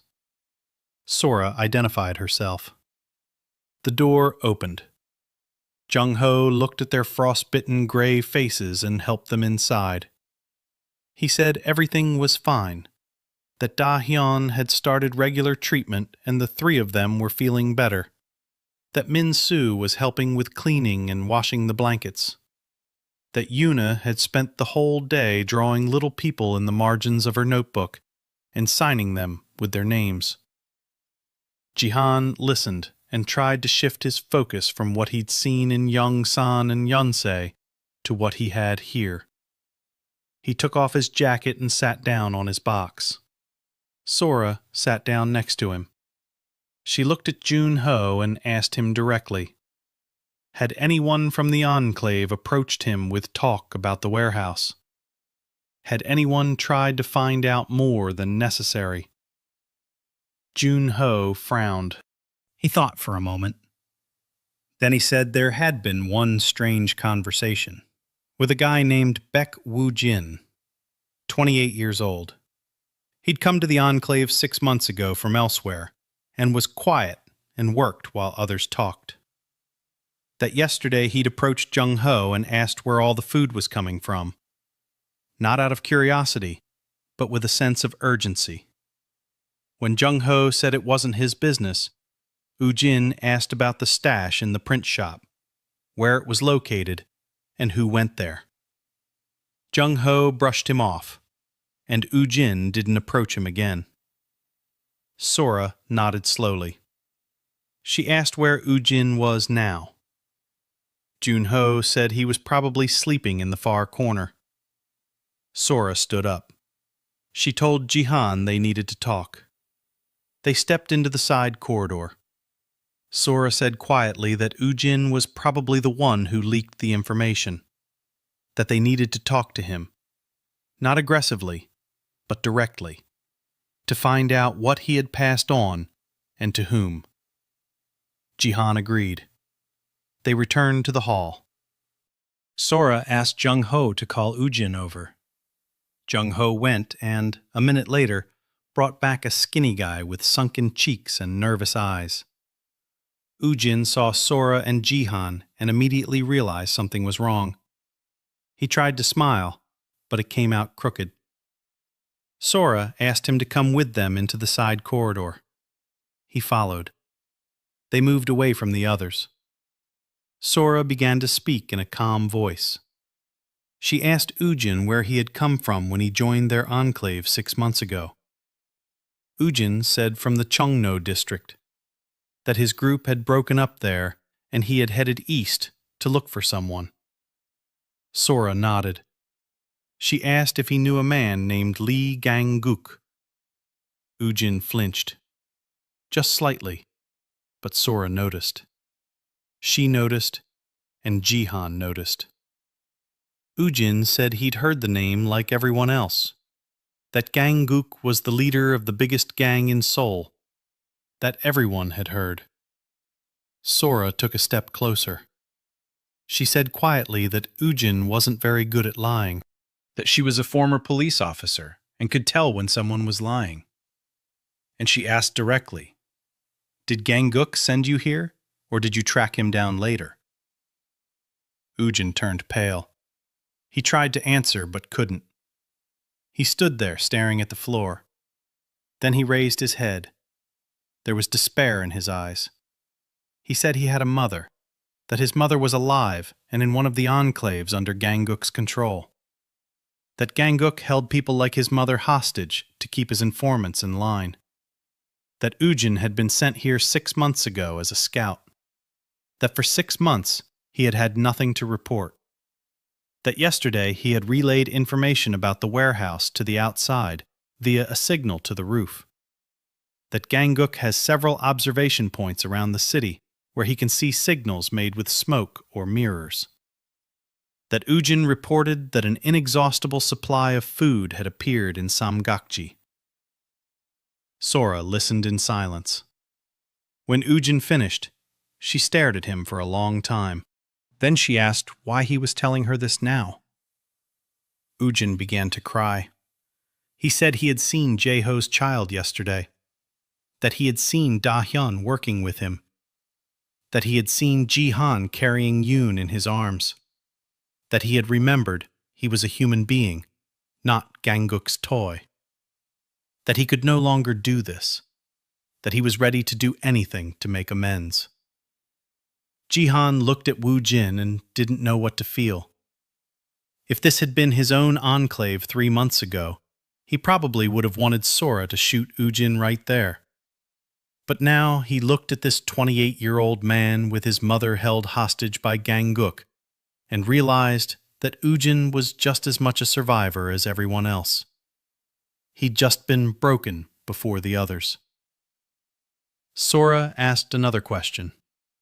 She asked what Ujin knew about Gangguk's plans. Ujin thought for a moment and said that Gangguk wouldn't go all out right away. That first he would send a negotiator, maybe in 2 or 3 days. That the negotiator would offer an alliance and a share of food in exchange for safety.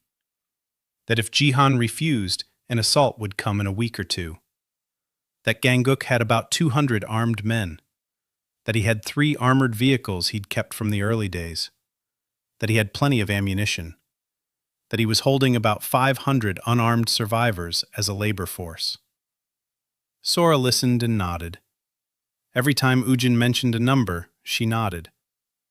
Jihan realized that Sora already knew or suspected all of this. Ujin had only confirmed it.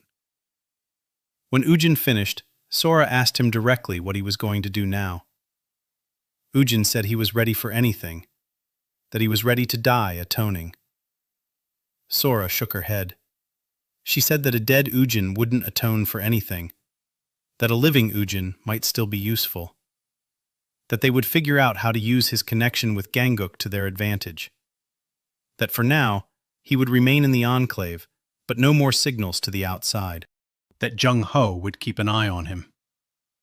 Ujin nodded quickly. He said he agreed to any kind of surveillance. Sora let him go. Ujin went back into the hall. Sora and Jihan remained in the hallway. Jihan asked Sora what she thought. Sora said that Ujin was telling the truth, that she could see it, that his remorse was genuine, but that using him openly was dangerous because Gangguk wasn't a fool and would notice the change in signals, that they needed to think it over.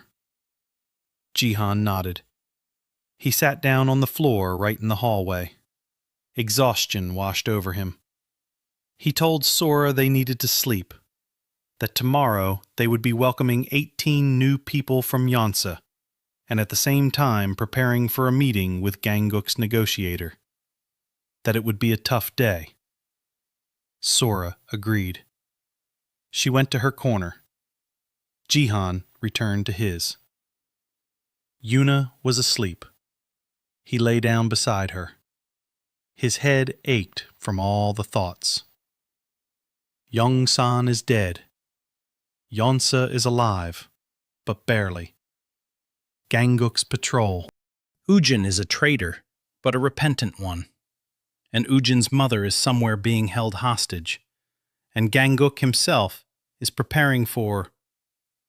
Jihan closed his eyes. He thought he wouldn't be able to sleep, but exhaustion got the better of him. He fell into a dreamless sleep. The morning began with preparations. Jihan woke up before everyone else. He lay there staring at the ceiling, thinking about what needed to be done today. The list was long. Take in 18 new people. Find them places to stay. Feed them. Enter them into the accounting system. Prepare for a possible visit from negotiator Gangguk. Decide what to do with Ujin in the long term. Think about how to speed up the conversion of supplies into production. He got up. Yuna was still asleep. A fire was already burning in the new boiler room. Jung Ho was cooking the morning rice. Today, the cooking was more generous than usual. 250 grams per person instead of 150.